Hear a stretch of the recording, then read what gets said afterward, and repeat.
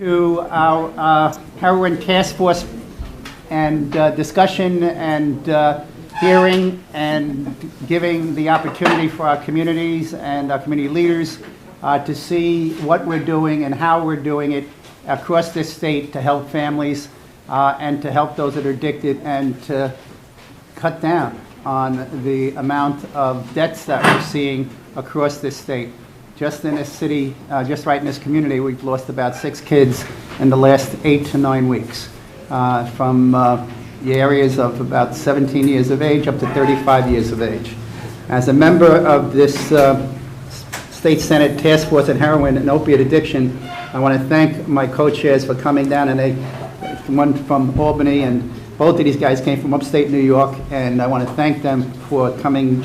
We just got out of Albany late last night, and they had a whole host of things to do this morning, and they still managed to get down here, and I want to thank them. And that's Terrence Murphy from the 40th District and George Amador Jr. from the 46th District, which is up in Albany. Give them a round of applause, ladies and gentlemen. It was their genius and the genius of our leader to get this task force started so that we can go across this state and to recognize the needs of our communities and to deal with those issues. Being part of this hearing today, but more importantly, for their dedication, for the efforts to make the difference in the war on prescription drugs and heroin. We did a big thing with prescription drugs 2 years ago, 3 years ago, as a matter of fact, it goes into effect this month, is the iStop, which is the registering of prescription drugs by computer with the Department of Health and with the pharmacies, so that we can put a stop to the oversubscription of opiates such as Vicodin and other drugs that are being used to kill our kids across this great state. Kids and families recognize that that this law was in effect. It really hasn't been to the fullest extent. It actually goes into the full extent this month. So what it did is they drove many of the children and many of the kids across the state, and this drug has killed from 11 years of age up to 80 years of age and past. So they went through the medicine cabinets and they got those drugs, and then there was nothing left, and then they went to heroin. And heroin is $6, $7, $8 a bag, and one hit on a 14, 15, 16, 17-year-old kid that weighs about 100, 110 pounds, 2 hits, 3 hits, that kid is addicted. And unfortunately, it's a very high potency heroin, and it's not only killing them, but it's keeping them addicted. I've seen kids go into programs 3, 4, 5 times, still come out. We lost 2 doctors' kids here. I'm not going to go into the names of the doctors that lost their children here over the last 2 months, but they were young kids, 24 and 27 years of age, and both of them heroin overdoses. And one of those children had been in a program 3 times. We have kids here that are taking Narcan, and they've taken it 3, 4, 5, 6 times. And that's not just here, but that's across the state and across the nation. But you're in one of the top counties in this state, Staten Island being probably number 1, Westchester possibly number 2. You guys got a better breakdown than I do in Nassau County. And then we're probably somewhere around 3 or 4 when it comes to the opiates and coming with the heroin deaths and overdoses. The heroin opium epidemic is destroying lives, families, and our communities in the city and our state. Heroin does not discriminate against race, religion, or economic status. As I pointed out, we lost 2 doctors' kids in the past 2 months. Anyone can fall victim to this deadly grip. And each day here in New York, we are being flooded with the dangerous drug. And this flood of heroin coming into and going out of New York City has surged in the highest levels of more than 2 decades. Working as a New York City Police Department, working with the New York City Police Department and Kings County District Attorney's Office, we have made arrests and undercover investigations continue. Just not this past week, down on 74th Street between 214, 74th Street to be exact, there were an arrest at that location. And at that location, they took out 2 people with 200 milligrams of heroin and $60,000 in cash. So those 2 were arrested a week ago Saturday. They have seized today across the communities here. They've seized hundreds across this city and state, pounds of heroin and hundreds of millions of dollars. But despite the Herculean efforts of the DEA, the drug enforcement agents, our local law enforcement, loads of heroin still find its way to our streets, right through these phones. They pull up, it's like Chinese takeout or getting food delivered to your home, whether it's pizza or whatever it is, it's the same thing with these phones. That's where the heroin's coming, right to the door, being delivered. They go to pull up in front of a fire hydrant, guy gets in the car, they go around the block, they make the transaction, they let the kid out at the corner. It's that simple, and it's that pervasive. And unfortunately, into the hands of desperate users and addicts. The sad reality for many of that is that they could be their last fix. It's the kids that get into programs and have the fortune to be able to get to a program, into a program, and go through a program. But by the grace of God, go I, is one of the sayings that they have within those programs. He or she were fortunate enough to get into that program and to get some spirituality, to get some physical training and some mental training, and to get themselves back into society. But unfortunately, some of them fall right back into the trap, and because they go back to the people, places, and neighborhoods that they hang out in, and their friends are still addicted to it, so they wind up going back with their friends, and they wind up getting back into the addiction. And this is what's killing many of these kids. We have many good organizations out here that are working with us to help us get these kids into programs, and we have many good educational programs, and we have to do more, and you're going to hear about that today, and we're going to hear from you. And we're going to do the best we can. In my district is an unfortunately high number of people have lost their lives and have been hospitalized and are currently addicted to these prescription drugs, but mostly to heroin. Heroin is the biggest issue today in this community. The Senate has responded to the heroin and opiate problem by passing pieces of legislation sent to the Assembly to assist on the war on drugs, and hopefully the Assembly will do the right thing and pass this legislation, send it to the governor, get the governor to sign it, and let it become law. The Rockefeller drug laws were taken out back in 2009, 2010. There was a change in government in the state of New York. It was Democratic Assembly, a Democratic Senate. Today we have Republican Senate, a Democratic Assembly. So there's a balance here in this great state. But when they did that, they did away with the Rockefeller drug laws. Great idea. We didn't want to put these poor kids in jails for 20 years, 30 years. But we never thought about the weight of those drugs. When they change those weights or let those weights be what they are, that's what's causing this epidemic that we have here today. We have to change the laws here in the state of New York if we want to save our children and give our kids back to their families and give them the opportunities that they need. And we need more money for programs so we can get our kids into these programs so that they can live and that they can survive. Expanding the crime of operation of operating on a major trafficking is bill number S4177, which is sponsored by Senator Murphy, which helps strengthen the laws relating to major drugs, and establishing a crime of homicide by sale of opiate controlled substances known as Laurie's Law, S4163. I think we passed that last week, right, in the Senate.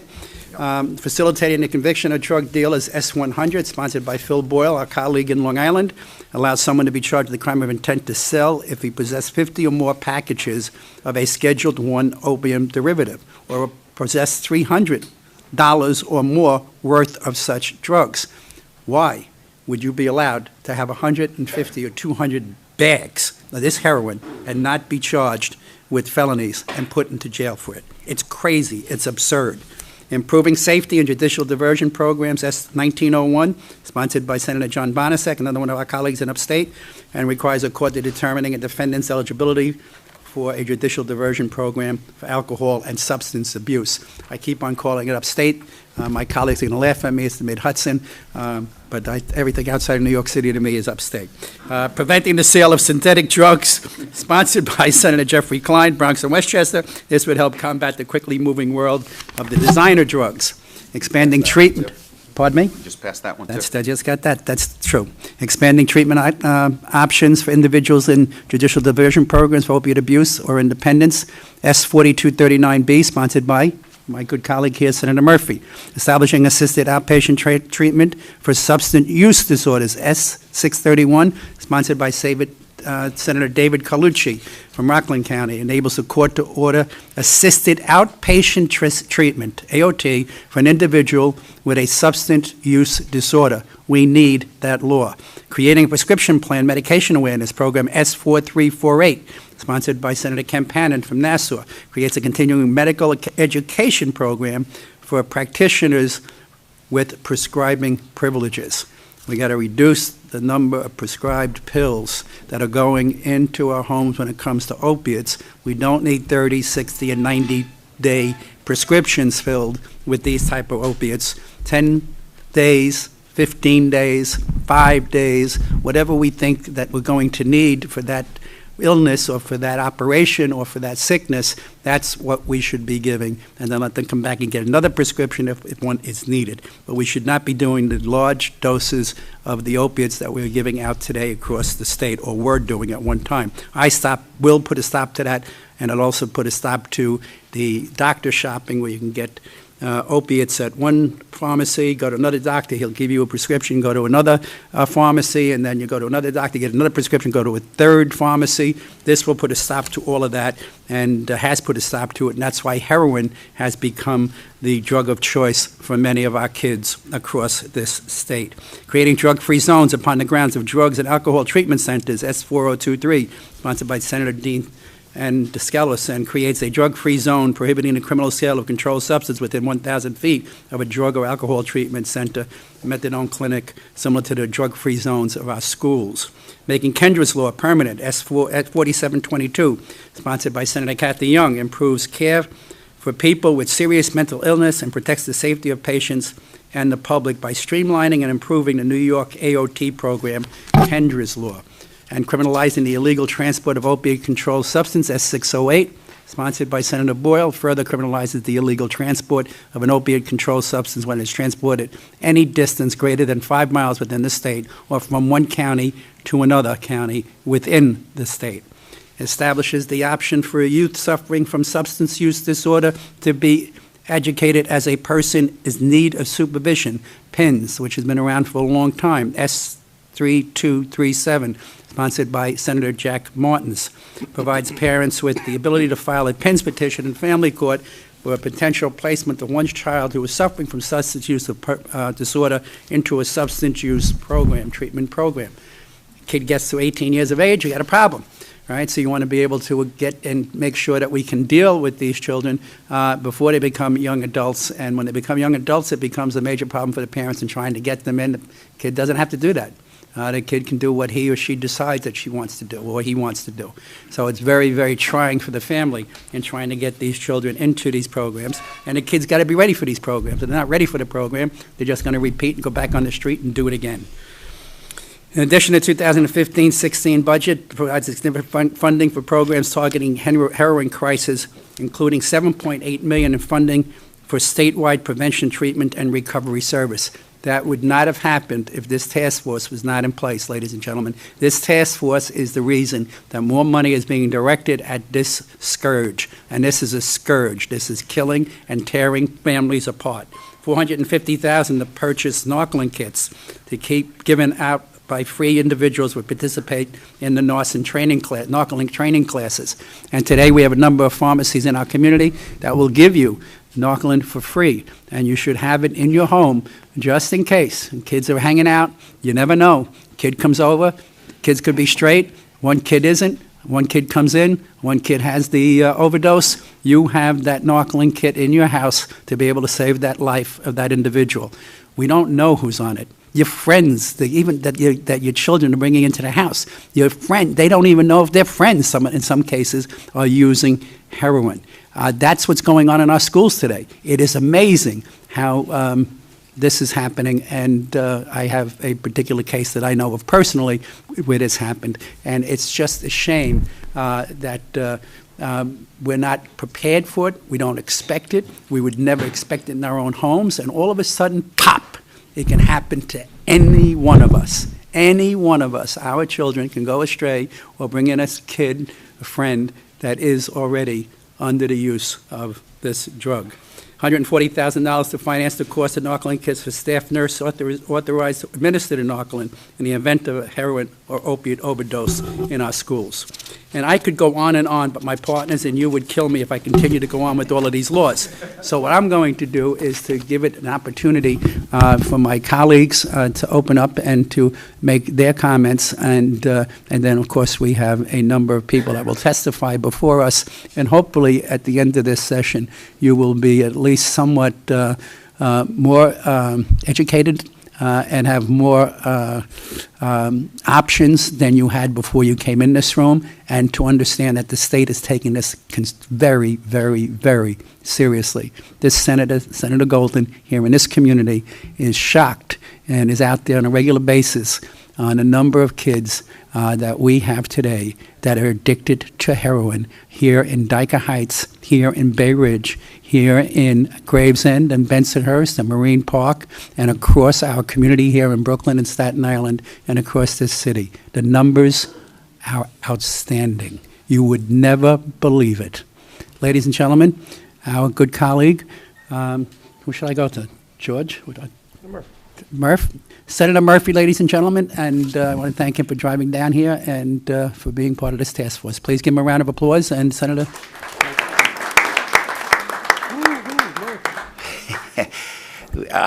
Senator Golden, thank you so much for the opportunity to come down to a part of Brooklyn that I've never been to.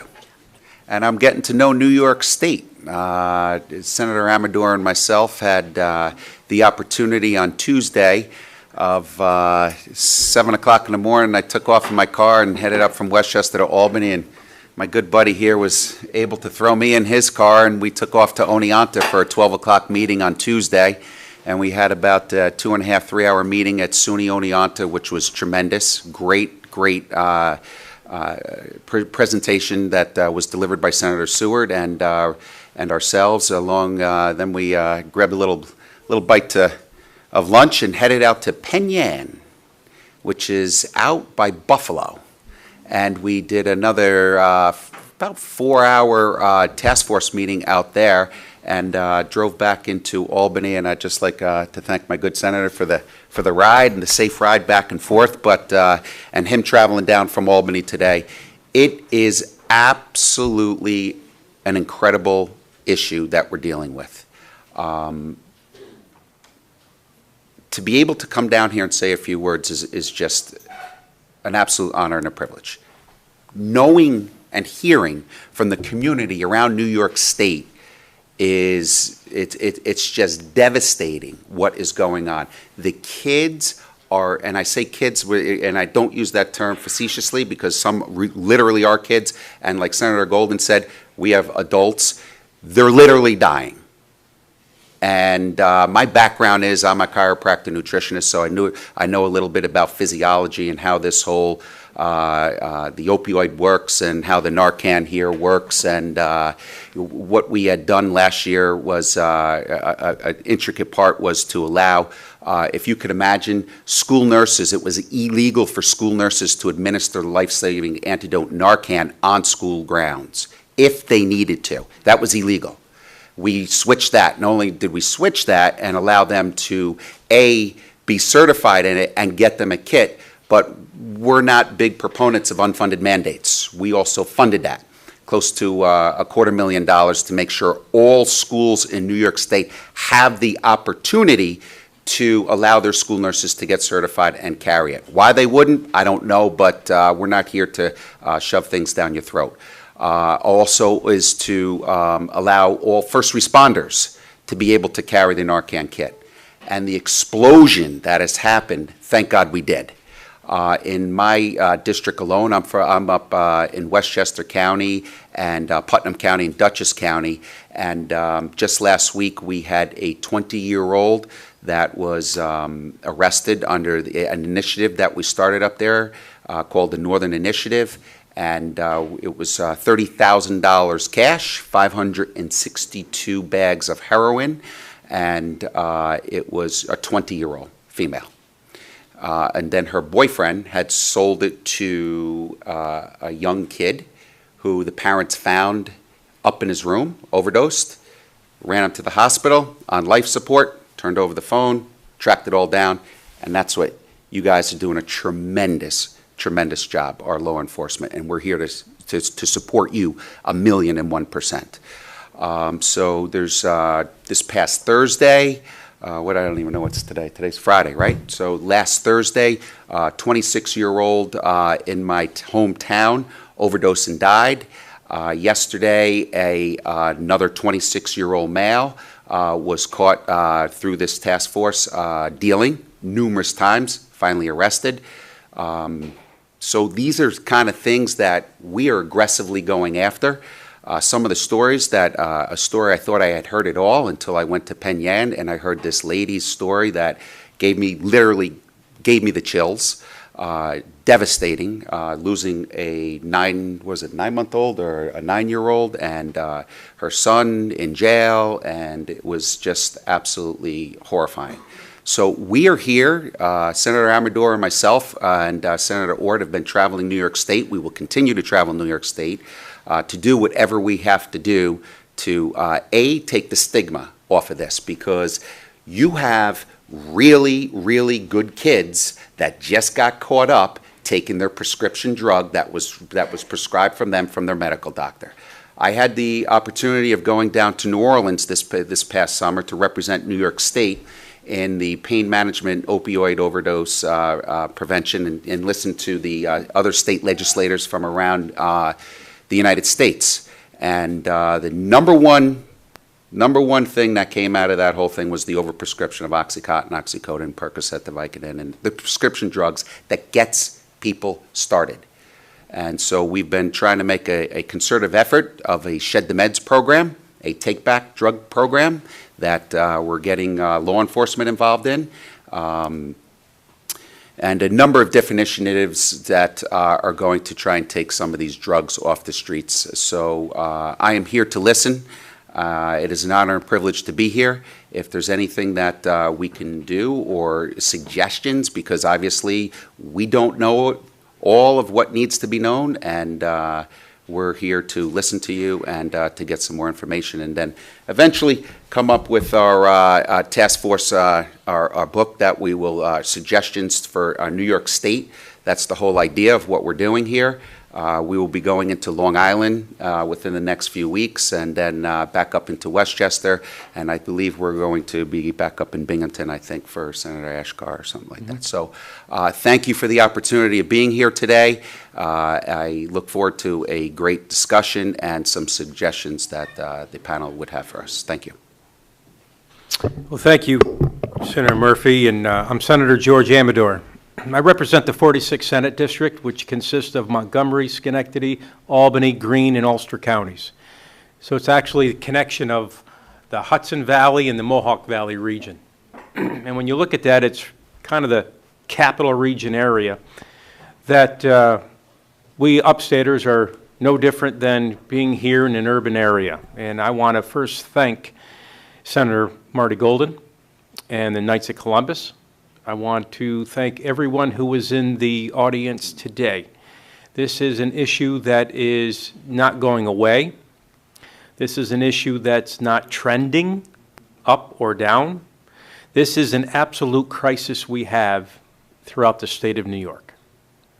And to all of the speakers who will be testifying and sharing, thank you for taking the time out of your busy schedules and having us learn more about the epidemic of heroin use, the overprescription of opiate and pain pills, to substance abuse in general.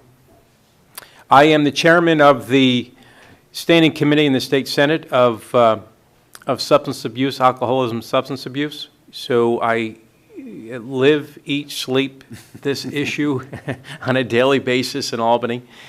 And I echo the words of Senator Murphy, as we literally have been going around the state to listen. So with that, we know that we cannot arrest our way out of this problem to solve the problem. We understand that it is a multi-pronged approach to curtail or to actually eradicate this crisis or epidemic that we have.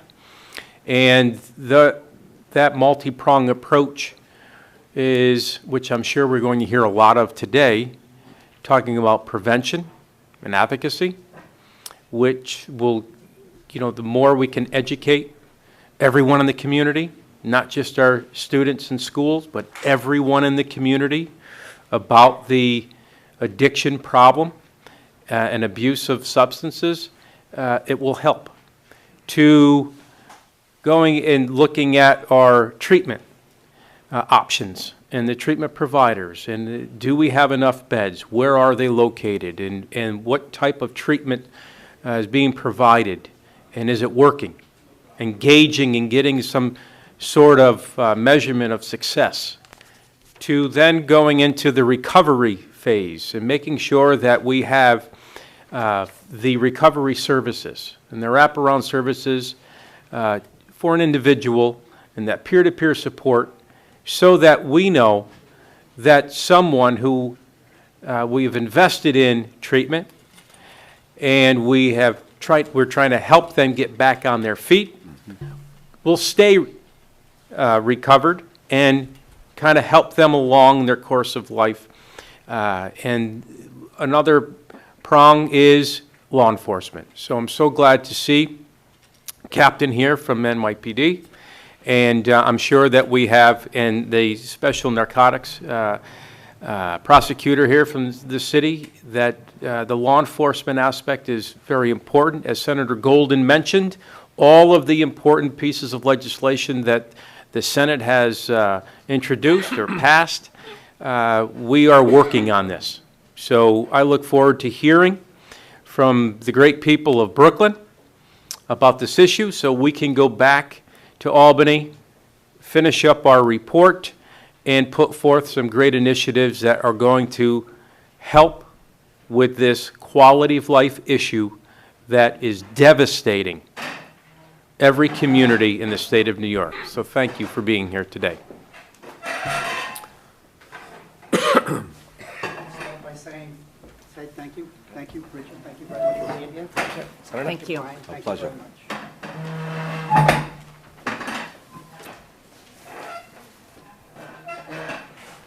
Our first team here is law enforcement and great leaders within their own rights and their own agencies and departments, and are doing an outstanding job in trying to deal with the epidemic of heroin. And one of the reasons we're here is to make sure that we give the tools that these good people need to be able to go out there and do the job they need to do. And we have Bridget Brennan, the New York City Special Narcotic Prosecutor. We have the Assistant Chief, Brian McCarthy, Commanding Officer of New York City Police Department Narcotics Division, and Captain Theodore Lattenborn from Narcotics, New York Police Department, Borough, Brooklyn South. Ladies and gentlemen, give them a round of applause and give them a welcome here to Micah Heights, Brooklyn. Before they start, I know that Pastor Ellerteam is in the audience. I wanted to point him out. Thank you very much for being here. And I know Josephine Beckman from our community board, our manager, is here as well. Give them both a round of applause. Thank you very, very much.